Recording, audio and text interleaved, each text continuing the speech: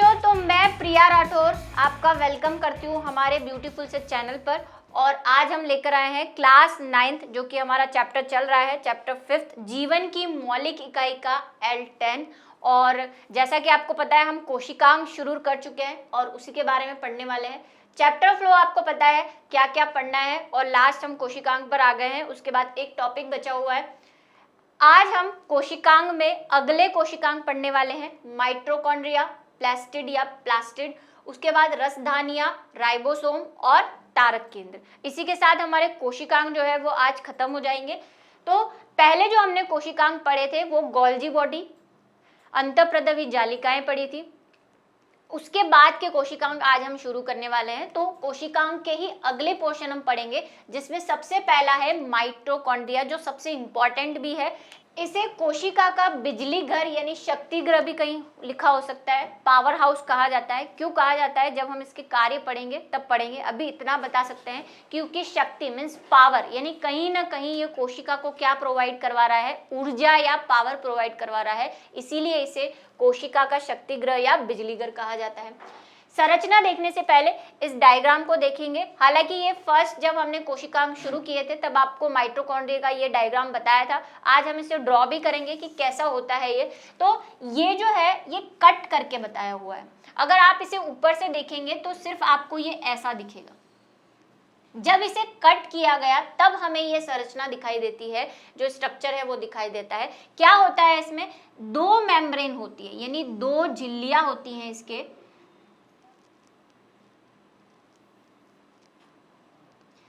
एक को हम येलो से बना लेते हैं, ये होती है बाहरी झिल्ली, ठीक है। इसी के अंदर एक और झिल्ली होती है जिसे हम अलग कलर से बना लेते हैं, व्हाइट से।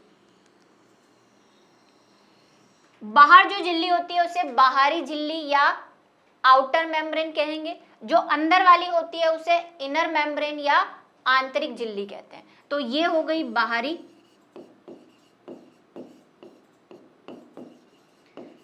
झिल्ली और ये हो गई आंतरिक झिल्ली।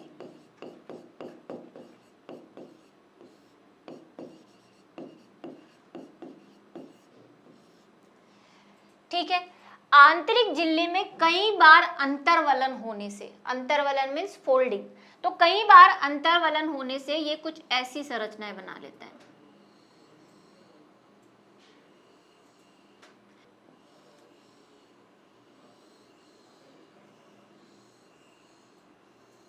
ये देखिए, ऐसे अंतर्वलन होने की वजह से उंगली नुमा प्रवर्ध जैसी संरचनाएं बन जाती है। इन उंगली नुमा प्रवर्ध को हम बोलते हैं क्रिस्टी। कई जगह हिंदी में इसको प्रांगुल भी लिखा हो सकता है, क्योंकि उंगली जैसे दिखते हैं इसलिए इसे प्रांगुल कहते हैं। तो ये आंतरिक झिल्ली के अंतर्वलन से बने होते हैं।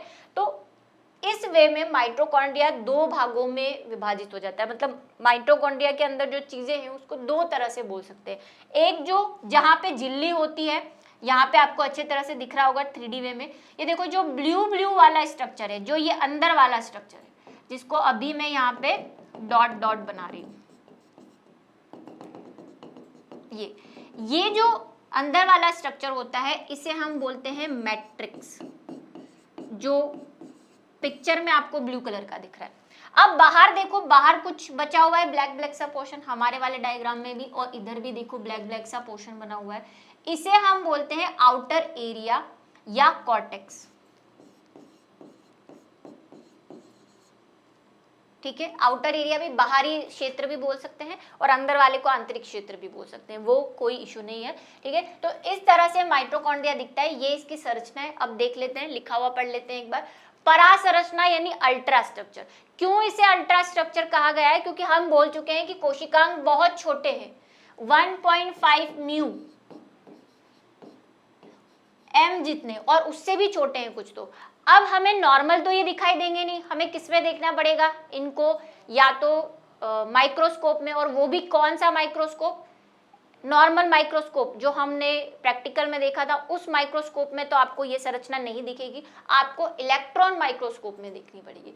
तो संरचना और अल्ट्रा संरचना में ये फर्क है। अल्ट्रा मीन्स और ज्यादा मैग्नीफाई करके जब देखा जाता है तो उसे हम अल्ट्रा स्ट्रक्चर बोलते हैं। तो ये काफी मैग्निफिकेशन के बाद ये संरचना दिखाई देती है। इसकी आकृति छड़ाकार या रोड शेप होती है, मैंने कहा ऐसा शेप का होता है। ये गोलाकार भी हो सकती है कहीं में, या सूत्री यानी फिलामेंटस भी हो सकती है। अब ये रोड शेप है, इसको थोड़ा सा मैं और लंबा कर दूं तो ये फिलामेंटस शेप हो जाएगी। डिपेंड करता है कौन सा एनिमल है, कौन सी कोशिका है उस पर। जनरली रोड शेप ही आपको मिलेंगे, ठीक है। प्रत्येक माइटोकॉन्ड्रिया दोहरी परत वाला होता है, इसकी बात हमने कर ली। इन परतों को बाहरी परत यानी आउटर मेम्ब्रेन व अंदर वाली परत को इनर मेम्ब्रेन भी कहते हैं।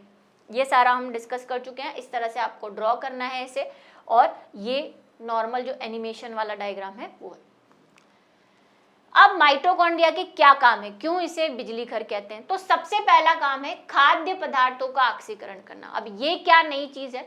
ये नई चीज है कि जब हम भोजन खाते हैं या कोई भी फूड खा रहे हैं तो हमें खाते ही हम उसका डाइजेशन करें, उसका पाचन करें, लेकिन पाचन करते ही हमें ऊर्जा नहीं मिलती। जो भी हम खाना खा रहे हैं उसमें जितनी भी ऊर्जा है उसमें से ऊर्जा निकालने का काम जो है वो माइटोकॉन्ड्रिया करता है। हम कहते हैं ना खाना खाने से एनर्जी मिलती है, ऊर्जा मिलती है। ऊर्जा कौन पैदा करता है? माइटोकॉन्ड्रिया करता है। खाना तो आपने खा लिया, लेकिन उसकी जो ऊर्जा है उसको निकालने का काम माइटोकॉन्ड्रिया करता है, और उससे हम बोलते हैं ऑक्सीकरण करना। क्यों? क्योंकि ये ऑक्सीजन की उपस्थिति में होता है। इतनी चीज आप ध्यान रखेंगे अभी, ठीक है। हालांकि ऑक्सीकरण एक अपने आप में एक बड़ा वर्ड है, लेकिन आप उसको 10th में पढ़ेंगे। अभी 9th लेवल तक इतनी बात ध्यान रखेंगे, क्योंकि ये ऑक्सीजन की उपस्थिति में इन खाद्य पदार्थों से ऊर्जा उत्पन्न होती है, तो हम उसे क्या कह देते हैं? ऑक्सीकरण या ऑक्सीडेशन बोल देते हैं। दूसरा है वसा का उपापचय।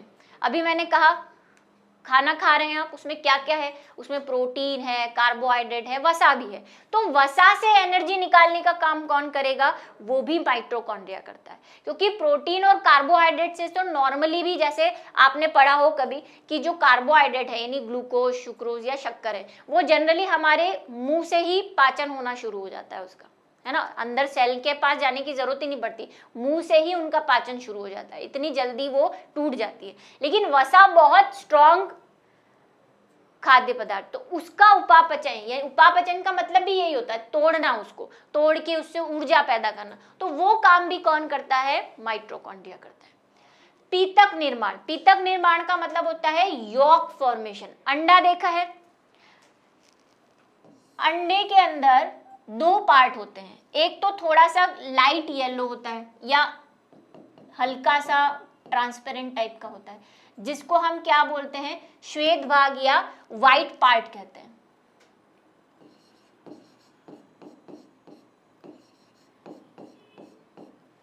नहीं भी देखा है तो फोटो तो देखा होगा, ठीक है।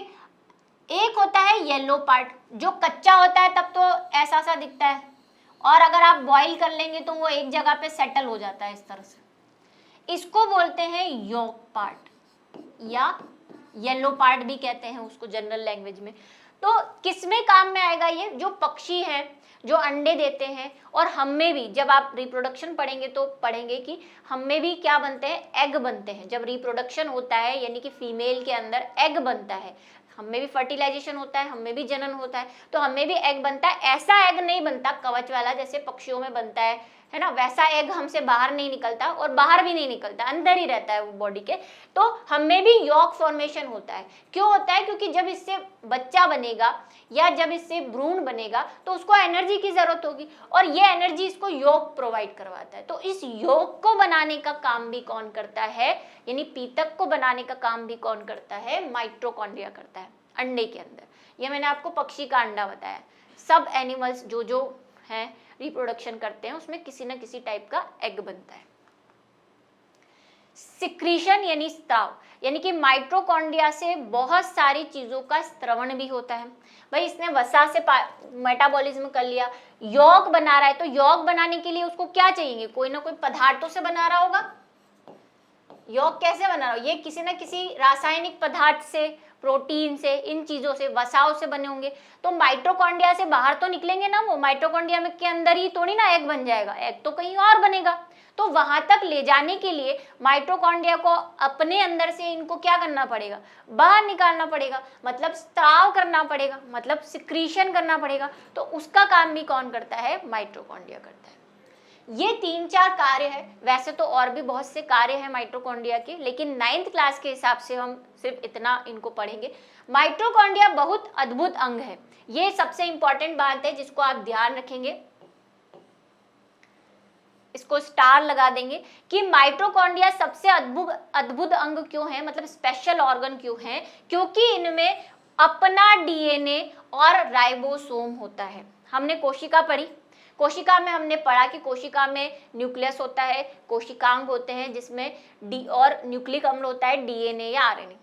लेकिन सारे जो कोशिका के अंदर कोशिकांग है, मतलब जितने भी अभी हम पढ़ रहे हैं, ये अंतःप्रदवी जालिका, राइबोसोम और गोल्जी बॉडी, अभी तक मैंने ये किसी में नहीं कहा कि उनके अंदर उनका पर्सनल डीएनए होता है। माइटोकॉन्ड्रिया इसलिए स्पेशल है क्योंकि माइटोकॉन्ड्रिया सेल में रहता है और सेल के अंदर तो अपना डीएनए है ही न्यूक्लियस के अंदर, लेकिन माइटोकॉन्ड्रिया का अपना पर्सनल डीएनए है, मतलब इसके अंदर भी क्या है, डीएनए प्रेजेंट है। ठीक है, इसलिए स्पेशल है। साथ में इसके अंदर जो बाहर राइबोसोम मिल रहे हैं, अभी राइबोसोम पढ़ने वाले हैं, ऐसे राइबोसोम माइटोकॉन्ड्रिया के अंदर भी है। तो ये इसीलिए स्पेशल है क्योंकि ये एक तरह से पूरी एक कोशिका को डिनोट करता है, ये बात ध्यान रखेंगे। और क्यों करता है, क्योंकि देखो ये इतनी सारी चीजें बना रहा है तो डीएनए भी लगेगा, इसको प्रोटीन भी लगेगा, और राइबोसोम के कार्य में अभी हम पढ़ेंगे कि ये प्रोटीन निर्माण का कार्य करता है कोशिका के लिए। ठीक है, तो माइटोकॉन्ड्रिया अपना कुछ प्रोटीन स्वयं बनाते हैं, कुछ तो कोशिका से लेगा और कुछ स्वयं बनाएगा। ये स्पेशल बात ध्यान रखें, एक और जगह ये स्पेशलिटी आएगी, पढ़ेंगे उसको। चलिए नेक्स्ट है प्लास्टिड या प्लास्टिड। ठीक है, क्या है प्लास्टिड, तो प्लास्टिड पादप कोशिकाओं में पाए जाने वाले एक कोशिकांग है। हम कोशिकांग पढ़ रहे हैं और सारे कॉमन कोशिकांग पढ़ रहे हैं, सिर्फ एनिमल्स के नहीं पढ़ रहे हैं, तो प्लांट के भी उसमें कुछ इंक्लूड होंगे। तो प्लांट में जनरली क्या होता है, एक एक्स्ट्रा कोशिकांग पाया जाता है जिसको हम बोलते हैं प्लास्टिड। प्लास्टिड जनरली 3 प्रकार के होते हैं। किसमें पाए जाते हैं ये, केवल पादप में, ये बात हम पढ़ चुके हैं कि केवल पादप कोशिका में पढ़ते हैं, मिलते हैं हमें। प्लास्टिड या प्लास्टिड 3 प्रकार के होते हैं, क्रोमोप्लास्ट जिसको रंगीन प्लास्टिड भी कहते हैं, ल्यूकोप्लास्ट जिसको श्वेत या रंगहीन प्लास्टिड भी कहते हैं, और क्लोरोप्लास्ट जिसको हरे प्लास्टिड भी कहते हैं।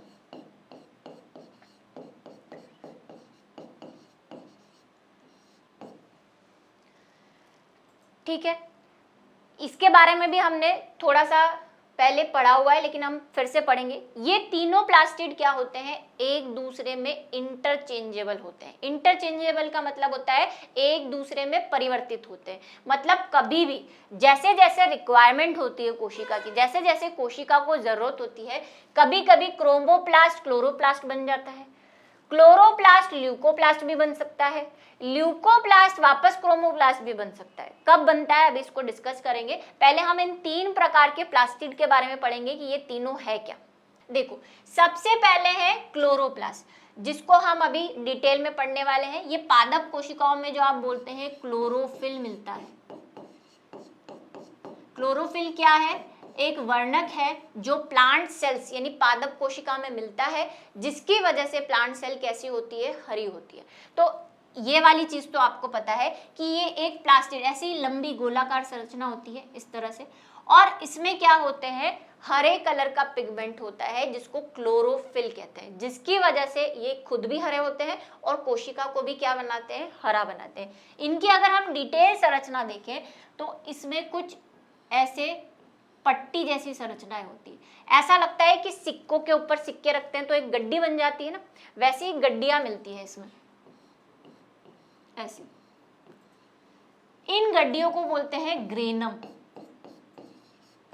हम इसका भी ज्यादा डिटेल स्ट्रक्चर नहीं पढ़ रहे क्योंकि 9th क्लास में हो, आप सिर्फ देख लो इसको कि कैसा होता है। तो ये होता है क्लोरोप्लास्ट, इसके अंदर होता है क्लोरोफिल, जिसकी वजह से पादप कैसे होते हैं, ग्रीन कलर के होते हैं। दूसरे होते हैं क्रोमो। क्रोमो का मतलब रंगीन, क्रोमो का मतलब होता है कलर, तो कलर से बना हुआ है क्रोमो, और इसीलिए इसको हम क्या बोलते हैं, रंगीन। तो ये एक कलर के नहीं होते, क्लोरोप्लास्ट तो सिर्फ हरे कलर के होते हैं क्योंकि उसमें क्लोरोफिल है। क्रोमोप्लास्ट अलग अलग कलर के होते हैं क्योंकि क्या होगा, इसमें जो वर्णक होंगे, जो वर्णक मिलेंगे वो अलग अलग प्रकार के मिलेंगे। ये पीले भी हो सकते हैं, अगर ये पीले कलर के हैं, ये हरे भी हो सकते हैं। कब हरे होंगे, जब ये किस में चेंज हो जाएंगे, मैंने कहा ये सब क्या होते हैं, इंटरचेंजेबल होते हैं, एक दूसरे में बदलते रहते हैं। जब ये हरे हो जाएंगे तो ये क्लोरोप्लास्ट, फिर इनको क्लोरोप्लास्ट ही कहेंगे हरे होते ही। हरे भी हो सकते हैं, ये लाल भी हो सकते हैं, नीले भी हो सकते हैं, तो इसीलिए इनको क्या बोलते हैं, क्रोमोप्लास्ट, क्योंकि इनके कलर जो है वो चेंज होते हैं। कई जगह आपको प्लास्ट भी लिखा हुआ मिलेगा, कई जगह प्लेस्ट भी लिखा हुआ मिलेगा, दोनों सही है, ठीक है।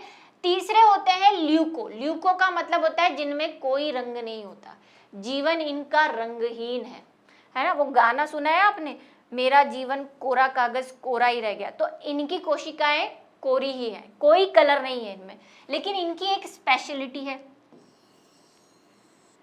ये क्या है, ये ल्यूकोप्लास्ट है। ल्यूकोप्लास्ट में कोई कलर नहीं होता, लेकिन ल्यूकोप्लास्ट जो है वो जो खाद्य पदार्थ होते हैं, जैसे मैंने अभी कहा कि हम जो खाना खाते हैं उसमें क्या होता है, प्रोटीन, वसा, कार्बोहाइड्रेट, इनको अपने आप में संचित करके रखते हैं। और किसमें होते हैं, ये पादपों में। तो आप पादपों के अंदर जो हम बोलते हैं पादप मतलब प्लांट्स खाने चाहिए, वो बहुत न्यूट्रिटिव होते हैं, पोषक तत्व होते हैं। तो वो पोषक तत्व कहाँ मिलेंगे, वो पोषक तत्व प्लास्टिड के अंदर इस ल्यूकोप्लास्ट में भी संचित होते हैं। क्या क्या संचित होता है इसमें, इसमें स्टार्च हो सकता है, इसमें वसा भी हो सकती है, इसमें एल्यूरोन कण भी हो सकते हैं। एल्यूरोन क्या होते हैं, एक टाइप का प्रोटीन होता है, प्रोटीन भी स्टोर रहता है। तो इसमें ऐसी गोलियां दिखाई देती हैं छोटी छोटी ऐसी। अगर ये प्रोटीन की है गोलियां है तो ये ल्यूकोप्लास्ट, लेकिन जब इसमें प्रोटीन आ जाता है तो इसको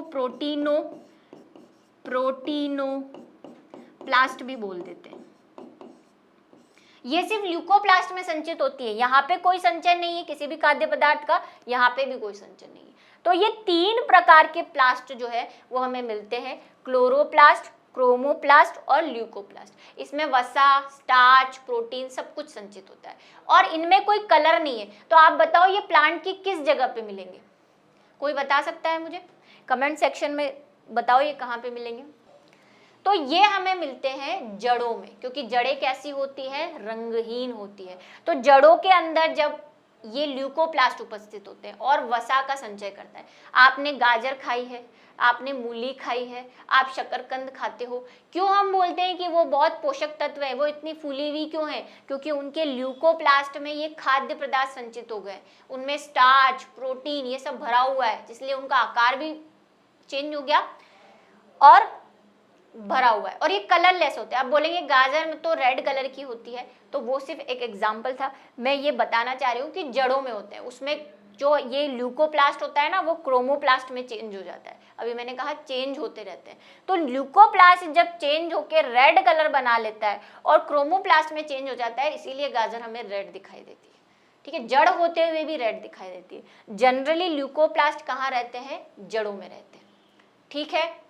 और कहाँ मिलेंगे ये, और ये मिलते हैं आपको फलों में। आम का सीजन आ रहा है अभी, आम देखिए आपने, पहले आम कच्चा होता है, कैसे कलर का होता है, ग्रीन कलर का, तो उसमें ग्रीन दिख रहा है, इसका मतलब उसमें क्या है, क्लोरोप्लास्ट है। अभी धीरे धीरे आम पकना शुरू होता है और वो कैसा हो जाता है, येलो हो जाता है। इट मीन्स उसके क्लोरोप्लास्ट क्रोमोप्लास्ट में बदल चुके हैं, इसीलिए आम का कलर कैसा हो गया है, पीला हो गया। ये सबसे बेस्ट एग्जांपल है क्लोरोप्लास्ट और क्रोमोप्लास्ट और ल्यूकोप्लास्ट को समझने का, ठीक है। क्या हो जाते हैं, इंटरचेंज हो जाते हैं। कच्चा होता है तब ग्रीन होता है, कोई भी आप ले लो जिसमें कलर चेंज होता है। फलों में जनरली हम इस एग्जांपल को देख सकते हैं कि पहले क्लोरोप्लास्ट होते हैं, फिर वो क्रोमोप्लास्ट में बदल जाते हैं, और कई में वापस क्रोमोप्लास्ट ल्यूकोप्लास्ट में भी बदल जाता है, और कई में ल्यूकोप्लास्ट वापस क्लोरोप्लास्ट में भी बदल जाता है। इसी तरह टमाटर जनरली आप देखते होंगे हरे होते हैं, तब उसमें क्या होता है, क्लोरोप्लास्ट होता है। फिर धीरे धीरे टमाटर येलो हो जाता है, तो ये क्रोमोप्लास्ट बन जाता है, लेकिन कौन सा वाला होता है? पीला वाला। ये जो पीले और लाल और ये कलर है ना, इन सब का एक नाम है, लेकिन जनरली क्योंकि हम 9th क्लास में, तो सबके नाम मैं आपको याद करा के कंफ्यूज नहीं करना चाह रही हूँ। तो ये पीले हो जाता है, फिर धीरे धीरे टमाटर क्या होने लगता है? हरे के बाद लाल होने लगता है। लाल कलर का टमाटर जब बन जाता है तो यही आपस में चेंज होते रहते हैं, तो वो क्रोमोप्लास्ट बन जाता है। जनरली टमाटर में लाइकोपीन होता है, लाइकोपीन, जिसकी वजह से टमाटर जो है वो रेड कलर का दिखाई देता है। ठीक है, आप लिख सकते हैं लाइकोपीन होता है। और ऐसा ही ल्यूकोप्लास्ट के साथ भी होता है। कुछ जड़ें जो सफ़ेद होती है, जैसे मैंने गाजर कहा, शुरू में सफ़ेद होगी, लेकिन उसके ल्यूकोप्लास्ट किस में चेंज हो जाते हैं? क्रोमोप्लास्ट में चेंज हो जाते हैं, तो वो कलर चेंज हो जाता है साथ में। लेकिन ये स्टोरेज फूड तब भी रहेगा, ये जो स्टोर कर रखा है ना इसने स्टार्च, प्रोटीन, इसमें चेंज होने पे ये तब भी रहेगा, सिर्फ इसकी कुछ चीज़ें ये अपना लेगा। ऐसे ही ये इसमें चेंज होगा तो इसकी कुछ चीज़ अपना लेगा, यही डिफरेंस रहता है। ठीक है, जिस क्रोमोप्लास्ट में क्लोरोफिल वर्णक होता है उसे क्लोरोप्लास्ट कह देते हैं। यही बात ये कह रहा है कि अगर किसी क्रोमोप्लास्ट में अगर क्लोरोफिल वर्णक आ गया तो वो क्या बन जाएगा? क्लोरोप्लास्ट बन जाएगा। पौधे में क्लोरोप्लास्ट प्रकाश संश्लेषण के लिए बहुत आवश्यक होता है। ल्यूकोप्लास्ट प्राथमिक रूप से अंगक है जिसमें स्टार्च, तेल, प्रोटीन जैसे पदार्थों का संचय होता है। ये बात हमने पढ़ ली। माइटोकॉन्ड्रिया की तरह प्लास्टिड में भी अपना डीएनए और राइबोसोम होता है। मैंने कहा था एक ये यूनिक कैरेक्टर फिर किसी में आएगा, और वो कौन है? वो है प्लास्टिड। तो आप ये ध्यान रखेंगे कि कोशिका में जितने भी कोशिकांग है उसमें एक तो माइटोकॉन्ड्रिया जो कि जंतु कोशिका और प्लांट कोशिका दोनों में होता है, तो माइटोकॉन्ड्रिया का अपना डीएनए और आरएनए होता है। दूसरा प्लास्टिड जो कि सिर्फ प्लांट में मिलते हैं, उनमें भी अपना डीएनए और आरएनए होता है। ये यूनिक कैरेक्टर है इन दोनों के। अब है रसधानियां। ठीक है, वैक्यूल्स जो हमने कोशिका पढ़ी थी तो बार बार बताया था ये रसधानियां है। क्या होती है रसधानियां? एक बबल जैसी, मतलब वायु के बुलबुले जैसी एक संरचना होती है जो कोशिका में रहती है। मैंने आपसे कहा था पादप कोशिका में जो रसधानियां होती है या वैक्यूल्स होते हैं वो बड़े होते हैं, और बनाते भी हम बड़े हैं। 2-3 हमने कोशिकाएं देखी, सब में बड़ा बनाया था। जंतु कोशिका में रसधानियों की संख्या जो है वो छोटी होती है। रसधानियां ठोस व तरल पदार्थों का संग्राहक थैलियां होती है। जंतु कोशिका में रसधानियां छोटी होती है, अभी हमने कहा, जबकि पादप कोशिकाओं में रसधानियां बड़ी होती है। कैसे? अगर जंतु कोशिका अगर आपको याद हो तो हमने बीच में क्या बनाया था? केंद्रक बनाया था, और पास में हम ऐसी छोटी छोटी रसधानियां बनाते हैं। लेकिन जब प्लांट सेल बनाते हैं जो कि आयताकार बनाते हैं, तो हम सबसे बड़ी बीच में एक ऐसी तो बड़ी सी रसधानी बना देते हैं और केंद्रक को साइड में कर देते हैं यहाँ पे, क्योंकि सारी जगह कौन घेर लेती है? रसधानियां। बड़ी भी होती है और कुछ छोटी भी होंगी। ठीक है, लेकिन यहाँ पे सब छोटी छोटी होगी और बीच में केंद्रक होता है। ये बात जब हमने अंतर पढ़ा था पादप जंतु में, तब भी जितने आप पिछले डायग्राम्स देखेंगे प्लांट और एनिमल सेल के, तो आपको ये बात वहाँ पे दिखेगी, बताई भी है मैंने। चलिए लास्ट वाला भी देख लेंगे तो उसमें ये बात बताई हुई है। अब इसके कार्य क्या है? कार्य हमने वैसे आपको बताए थे कि ये पानी का कंट्रोल करती है, नियंत्रित करती है, लेकिन और भी कार्य है। पादप कोशिका में रसधानियों में कोशिका द्रव्य भरा रहता है। कोशिका द्रव्य मतलब कोई लिक्विड भरा रहता है, क्योंकि कोशिका में है तो अब उसको क्या कहेंगे? कोशिका द्रव्य ही कहेंगे। कोशिका में रिक्तिका है ना, और रिक्तिका में अगर कोई द्रव्य है तो या तो उसको रिक्तिका द्रव्य कह दो या कोशिका द्रव्य कह दो, कोई दोनों ही सही है। और ये कोशिकाओं को स्फीति व कठोरता प्रदान करती है। मतलब क्या करेगी? कोशिका के अंदर रहेगी। अगर आप कोशिका को यहाँ से दबाएं तो क्या आपके हिसाब से कोशिका दब जानी चाहिए, पिचक जानी चाहिए, लेकिन पिचकती नहीं है, क्योंकि एक तो मैंने कहा था अंतःप्रदवी जालिकाएं यांत्रिक सपोर्ट प्रदान करती है, और एक रिक्तिकाएं स्फीति का मतलब उसको फुला के रखती है, दबने नहीं देती। ठीक है, स्फीति को आप ऐसे समझते, वैसे तो इसका मतलब टर्गिड होता है। जब पानी किसी कोशिका में भर जाता है, ये हमने पढ़ा था कि कोशिका भित्ति में जब पानी भर जाता है तो कोशिका भित्ति फूलने लग जाती है, उसको स्फीति बोलते हैं। तो जब कोशिका फूलती है तब भी रसधानियां क्या करती है? उस पानी को कंट्रोल करने का, ज्यादा पानी आते उसको बाहर निकाल देती है, तो ये काम भी करती है। ये पौधों के लिए आवश्यक बहुत से पदार्थ रसधानी में स्थित होते हैं। ये अमीनो अम्ल, शर्करा, विभिन्न कार्बनिक अम्ल और कुछ प्रोटीन। क्या क्या संग्रहित होता है इसमें?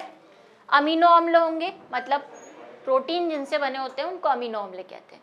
अगर आपको नहीं पता है, प्रोटीन होते हैं ना, उनकी भी एक छोटी यूनिट होती है अमीनो अम्ल। बहुत सारे अमीनो अम्ल मिलके प्रोटीन बनाते हैं। तो एक तरह से प्रोटीन की छोटी छोटी इकाइयां होती है। शर्करा मतलब कार्बोहाइड्रेट होती है, ग्लूकोज, सुक्रोज, स्टार्च, और विभिन्न प्रकार के कुछ कार्बनिक पदार्थ होते हैं, जिसमें आपके आ गया कि कार्बन हो गया, थोड़ा सा कोई वसा हो गई, है ना, सब कार्बनिक पदार्थ ही हैं।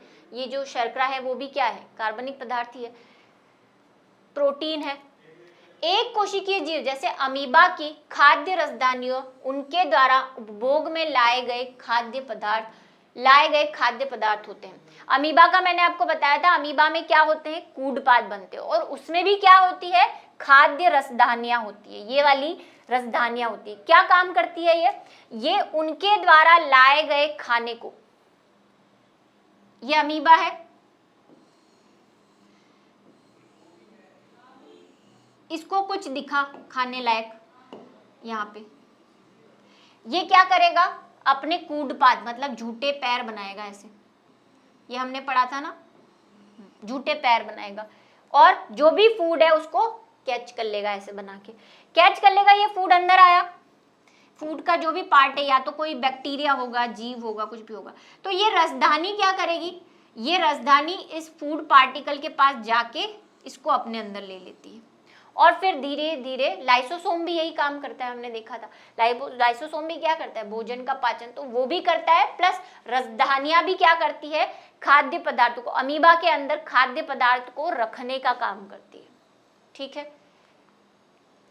कुछ एक कोशिकीय जीवों में विशिष्ट रसधानियां अतिरिक्त जल व कुछ अपशिष्ट पदार्थों को शरीर से बाहर निकालने में महत्वपूर्ण भूमिका निभाती है। क्या करती है? वही जो लाइसोसोम कर रहा है, वो थोड़ा सा ये उसकी हेल्प कर देती है। वो अकेला क्या क्या करेगा?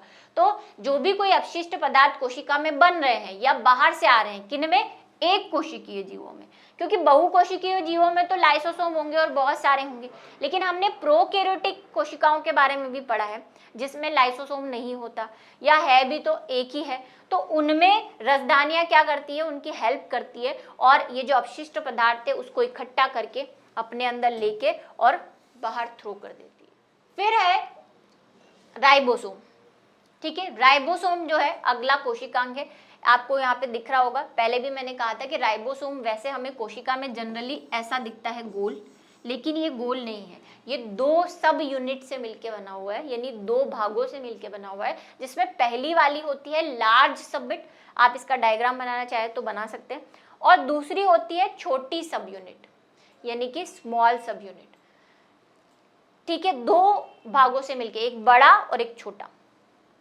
ये वैसे आरएनए है, लेकिन इसको बनाने की आपको जरूरत नहीं है, आप इसको नहीं भी बनाएंगे तो चलेगा, आपके अभी काम का नहीं है। तो राइबोसोम की जो खोज है वो किसने की थी? रॉबिन्सन और ब्राउन ने पादप कोशिका में व पैलेट ने प्राणी कोशिकाओं में इसे सबसे पहले देखा था। किसने खोज की थी? रॉबिन्सन और ब्राउन ने तो प्लांट में देखा था सबसे पहले, और उसके बाद पैलेट ने बताया कि नहीं, ये पादपों में नहीं, जंतुओं में की कोशिकाओं में भी पाया जाता है। उपस्थिति कहाँ है? ये हमें पता है, कोशिका के अंदर है। इनकी उपस्थिति सभी प्राणियों और पादपों में पाई जाती है। जैसा कि प्लास्टिड के बारे में हमने कहा कि वो सिर्फ प्लांट में होते हैं, बाकी माइटोकॉन्ड्रिया, अंतःप्रदवी जालिकाएं, राइबोसोम, ये सारी यानी एनिमल और प्लांट दोनों सेल्स में होते हैं, प्रोकैरियोटिक में नहीं होते। ये हम पहले डिस्कस कर चुके हैं, सिर्फ यूकैरियोटिक में मिलेंगे। तो राइबोसोम सूक्ष्म आकृति के होते हैं। संरचना क्या है इनकी? इनकी संरचना ये है कि ये सूक्ष्म, बहुत छोटे हैं, सभी सूक्ष्म ही हैं जितने भी कोशिकांग हैं, गोलाकार होते हैं। प्रत्येक राइबोसोम दो उप इकाइयों का मतलब वही सब यूनिट से मिलकर बना होता है, जिसमें मैंने आपको बताया एक बड़ी होती है और एक छोटी। क्यों? क्योंकि आपको डायग्राम बनाना है, इसीलिए मैंने आपको ये यूनिट बताई। एक तो बड़ी यूनिट है जिसको आप ऐसे बना सकते हो, और छोटी वाली को ऐसे। ठीक है, इसको लिख सकते हो बड़ी उप इकाई और इसको छोटी।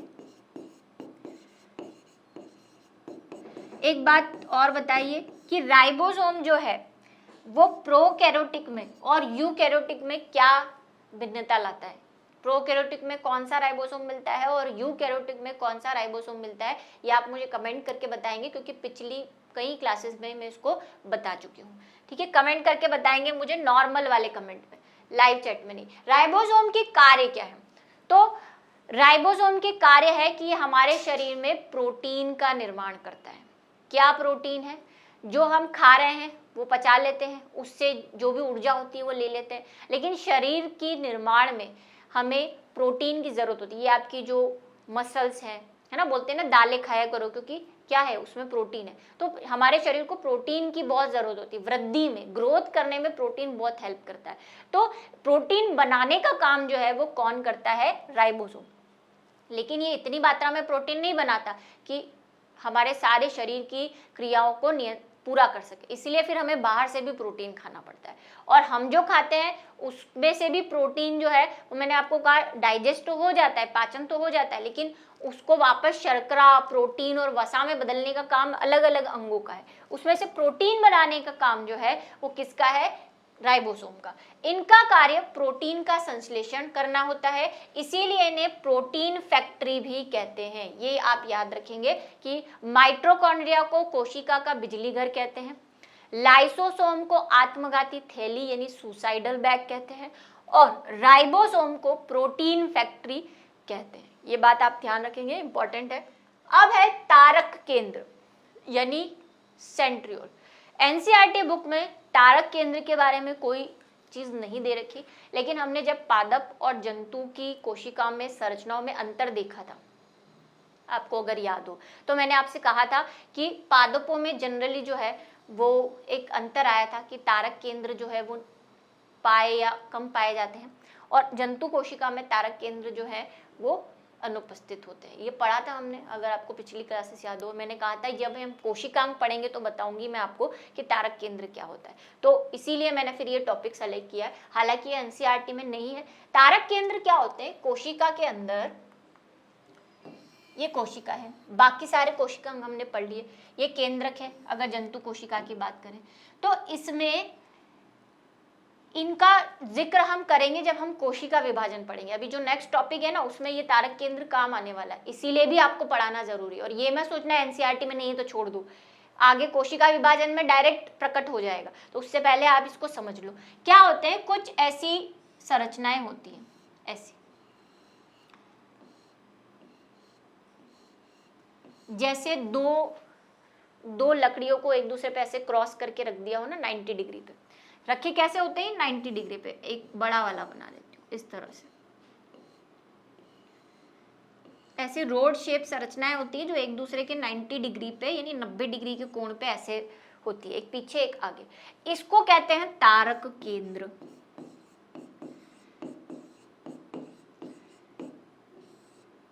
ये तारक केंद्र क्या करते हैं? ये तारक केंद्र का ये काम है कि अभी जब हम कोशिका विभाजन करेंगे तो कोशिका विभाजन में ये बहुत हेल्पफुल होते हैं। क्या हेल्पफुल होते हैं? जब कोशिका विभाजित होती है तो कोशिका में एक संरचना बनती है जिसको तारक तंतु कहते हैं, ऐसे तारक तंतु, है ना। क्या काम हो देता है इन तारक तंतु का?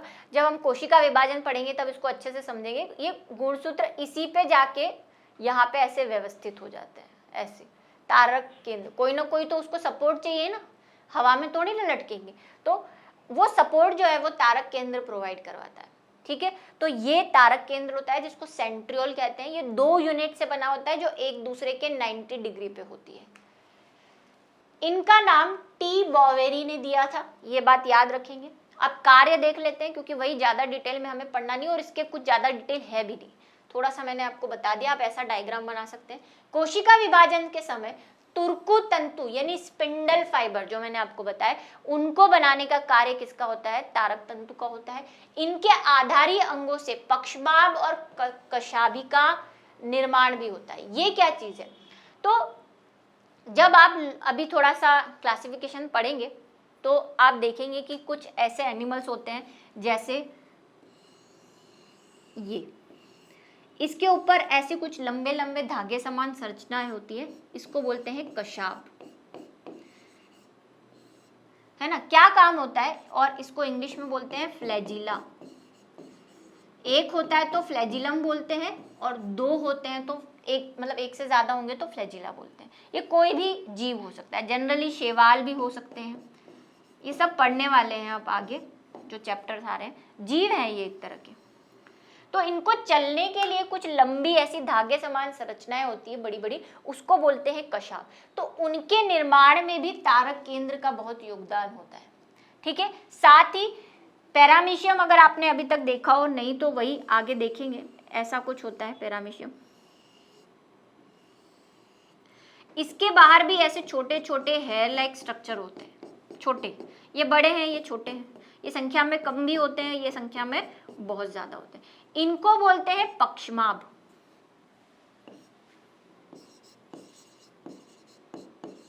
सीलिया, वही एक होता है तो सीलियम, और ये तो बहुत सारे ही हैं तो सीलिया।